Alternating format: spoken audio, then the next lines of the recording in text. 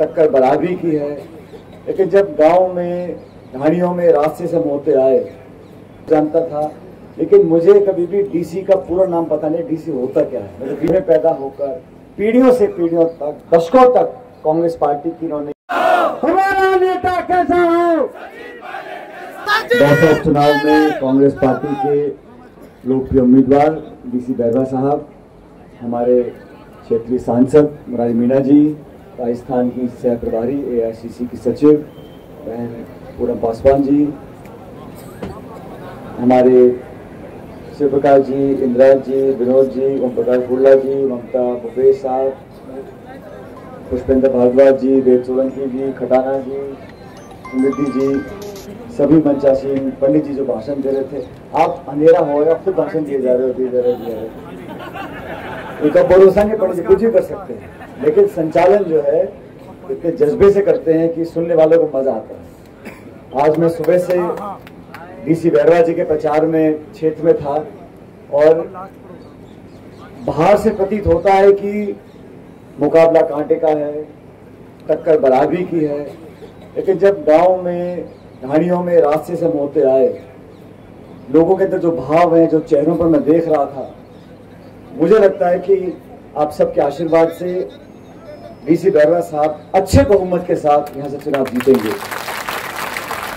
अब मैं गाड़ी में बैठा तो मैं अखबार में पढ़ा, मैं इनका इतने सालों से जानता हूँ, इनके पिताजी को, किशन जी को जानता था, लेकिन मुझे कभी भी डीसी का पूरा नाम पता नहीं, डीसी होता क्या है। मतलब डीसी बोलते हैं हम सारे जुगल हंसरा बैठा बैठालू वाला जुगल सिंह, मैं कहा डीसी होगा कोई ध्यानचंद, दीन पता पड़ा डीडी है नाम, डीसी नहीं है। तो मैंने कहा मुरारी जी को, मैंने कहा ये नाम डीसी क्यों है? हम खड़े थे कहीं गांव में, तो मैंने कहा साहब ये खंभा दिख रहा है, मैंने कहा दिख रहा है, ये कोई जो तार लटक रहा है ये डायरेक्ट करंट वाला डीसी है, सीधा करंट है, इसलिए डीसी बोलते हैं। लेकिन पार्टी ने, खड़गे साहब ने, राहुल गांधी जी ने सबसे सलाह करने के बाद एक ऐसे व्यक्ति को टिकट दिया जो गरीब घर में पैदा होकर पीढ़ियों से पीढ़ियों तक, दशकों तक कांग्रेस पार्टी की इन्होंने खुददारी से सेवा करी है। मुझे खुशी है कि हमने एक अच्छे नौजवान, कर्मठ, बेदाग व्यक्ति को यहाँ से उम्मीदवार बनाया है। आप लोगों की जिम्मेदारी है इस चुनाव में ये संदेश पूरे देश प्रदेश में दें कि दौसा जो है ये पहले भी कांग्रेस का गढ़ था और आज भी कांग्रेस का गढ़ है। आप लोगों ने ऐतिहासिक बहुमत से, इतना बहुमत तो मुझे भी नहीं मिला मुरारी जी जितना बहुमत आपको मिला, 2,37,000 वोट से जीते आप, जनता की बदौलत। और आपने सही कहा, जब कांग्रेस सरकार होती है तो दौसा जिले का एक अलग महत्व है। दौसा जिले की जो साख और सम्मान कांग्रेस सरकारों में होता है वो भाजपा में नहीं है, और इतिहास गवाह है। हमारी जब भी सरकार बनी है दौसा जिले से, चाहे प्रसादीलाल मीणा जी हो, ममता भूपेश जी हो, मुरारी मीणा जी हो, पहले अजीत सिंह जी महुआ जी थे, शैलन जोशी जी थे, हर यहाँ के प्रतिनिधि को सरकार में हिस्सा लेने का मौका मिला। दुर्भाग्यवश जब भी भाजपा की सरकार आई है, दौसा वालों का वोट तो ले लेते हैं, लेकिन पद, पोस्ट, सम्मान, ओहदा, अहमियत वो यहाँ के प्रतिनिधियों को जयपुर में मिलती नहीं है। मिलती, मैं गलत तो नहीं बोल रहा हूँ, जो नाम मैंने गिनाए उन सबको मंत्री बनाया कांग्रेस की सरकारों में, और इसीलिए यहाँ पर विकास भी कांग्रेस में हुआ। जो मुरारी जी कह रहे, गलत नहीं कह रहे, सारे प्रोजेक्ट, सारे बजट, सारी योजना, सारा अफसर, नगर पालिका हो या पंचायत समितियां हो या पंचायत बनने हो या पीएचसी हो, सीएचसी हो, थाने खोलने की बात हो, अधिकारी को दफ्तर खोलने की बात हो, भाजपा सरकार ने दौसा से सिर्फ और सिर्फ कभी लिया है तो वोट लिया है। सरकार ने कहीं दौसा के लोगों को या दौसा के प्रतिनिधियों को तो बहुत ज्यादा मान सम्मान नहीं दिया।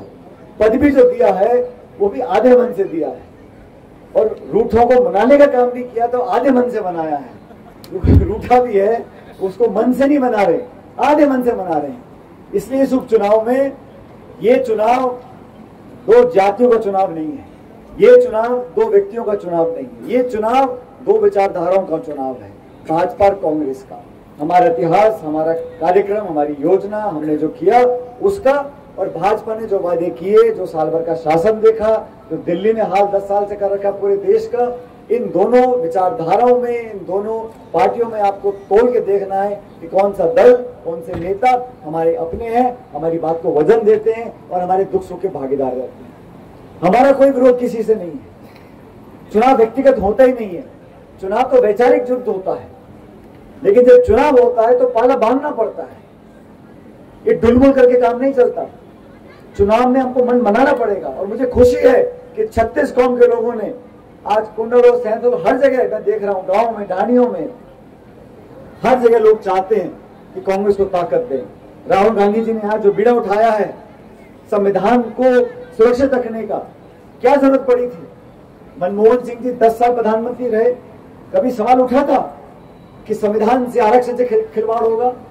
क्या कारण है कि आज बड़े बड़े मंत्री और भाजपा के नेताओं को सफाई देनी पड़ती है कि हम संविधान से छेड़छाड़ नहीं करेंगे? अरे भाई, ये नौबत ही क्यों आई? प्रधानमंत्री, मुख्यमंत्री, बड़े बड़े नेता, रक्षा मंत्री, गृह मंत्री आके सफाई दे रहे हैं।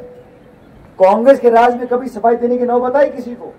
तो जो मंशा है उस पर लोगों को शक है कि आप संस्थाओं को कमजोर करना चाहते हो, आप संविधान को कमजोर करना चाहते हो, आप जो किसान वर्ग है, पिछड़ा है, दलित है, आदिवासी है, उनके हितों और उनकी सुविधाओं के साथ आप खिलवाड़ करना चाहते हो। कोई कितना भी भाषण दे ले, लेकिन ये जो लोगों के मन में शक पैदा हुआ है, ये सिर्फ और सिर्फ भाजपा की देन है। इसलिए देश के लोगों ने मन बनाया, 300 पार, 400 पार, 500 पार करते थे। 2-2 सहयोगी दलों के साथ सरकार बनी है और वो भी पहले के 6 महीने में डगमगा रही है। उत्तर प्रदेश भगवान राम के नाम पर वोट मांगते थे 25-30 सालों से। यूपी में चुनाव हुए लोकसभा के, अयोध्या में चुनाव हुआ, वहां बीजेपी हारी और समाजवादी पार्टी जीती। अयोध्या जहां राम मंदिर बना है, तो गाय के नाम पर, भगवान राम के नाम पर आप कब तक वोट लोगे? आज किसानों के क्या हाल है, डीएपी के क्या हाल है, खेत यूरिया खाद मिल रहा है किसी को? आसमान छू रहा है, सप्लाई नहीं हो रही, लाठीचार्ज हो रहा है, व्यवस्था को चलाना आता नहीं है, भाषण देना, घोषणा करना, लोगों को उकसाना। ये चुनाव इस बात का चुनाव है कि दौसा में जो कांग्रेस पहले मजबूत थी, आज उससे ज्यादा मजबूत है। पूरा देश जानना चाहता है। और जैसा मेरे पूर्व वक्ताओं ने बोला, बहन पूनम जी ने बोला, मुरारी जी बोल रहे थे, कांग्रेस ने हमेशा गरीब और किसान की मदद करी है। हम लोगों ने जब भी वोट मांगा है, आपने वोट दिया है। और मैं बता रहा था पिछली मीटिंग में, मैं पिछला चुनाव जब लड़ा, यहाँ से 20 साल हो गए समय को, 2004 में जब पहली बार मैं चुनाव लड़ा था, तब से, उससे पहले से और आज तक आप लोगों ने हमेशा ताकत दी है और हर वर्ग ने दी है। 3600 कौम, ऐसा उदाहरण मैंने कहीं देश में नहीं देखा जब सभी जाति, सातों जात के लोग, सभी धर्म के लोग मिलकर किसी को अपनाते हैं। और आज डीसी बैरवा जी को जो चुनाव होने जा रहा है, ये जनता का चुनाव है। सातों जगह जहां उपचुनाव है और कांग्रेस पार्टी जीतेगी, लेकिन दौसा में मैं चाहता हूं सबसे अधिक बहुमत से हम चुनाव जीत कर जाए। इसलिए हम सब लोग आज आपके बीच वोट मांगने के लिए आए हैं और हम सब ने ये संकल्प भी लिया है। अब सब लोग यहाँ बैठे हैं। पिछले चुनाव में इतना काम करने के बाद भी आप लोगों ने विधानसभा में ना तो हुड्डा जी जा पाए, ना ममता जी जा पाई, ना खराना जी जा पाए, मुरारी जी गए थे, वो दिल्ली चले गए। अब विधानसभा में मेरे साथ बैठने के लिए डीसी जी को भेज दो, ताकि हम दोनों इकट्ठे बैठ के आपकी वकालत करें दौसा की। इसलिए अब सबसे निवेदन है, अभी 5-7 दिन का समय और है, और भी नेता आएंगे, बहुत मंत्री, संतरी, बड़े बड़े लोग आएंगे, भाषण देंगे और सबको सारी फौज छोड़ दी जाएगी। पूरा दबाव बनाया जाएगा सरकार का, प्रशासन का, पुलिस का, धनबल का। लेकिन यहाँ के लोग, मैं पिछली मीटिंग में बोल रहा था, दौसा के जो मतदाता हैं, दौसा के जो नागरिक हैं, वो इतने जागरूक हैं, उनको राजनीति की पीएचडी है, वो सब पता है उनको किसका कब बटन दबाना है। इसलिए आप सबसे निवेदन है कि अपने खुले मन से और अच्छे माहौल में चुनाव हो, कोई तनाव ना हो, प्यार मोहब्बत से अपनी बात को रखें। लेकिन बहुमत जो है, जितना बहुमत आपने मुरारी जी को दिया, उससे ज्यादा बहुमत देकर डीसी बैरवा जी को जिताए, ताकि मेरे हाथों को ताकत मिले, राहुल गांधी जी के हाथ को ताकत मिले, कांग्रेस पार्टी के हाथों को ताकत मिले। और 4 साल के बाद जब दोबारा सरकार का यहाँ गठन होगा, तो दौसा का फिर से वही मान सम्मान होगा जो पहले कांग्रेस सरकारों में होता था। इसलिए हम सब आपसे वोट मांगने आए हैं। मुझे पूरा विश्वास है 13 तारीख को आप 2 नंबर के बटन दबाकर डीसी बैरवा जी को हाथ का मोहर लगाकर बटन दबाकर भारी बहुमत से जिताएंगे। अपना स्नेह और प्यार बनाए रखें। बहुत बहुत धन्यवाद। जय हिंद। राम राम। साहब भानु प्रकाश जी फरमा आए मन पे।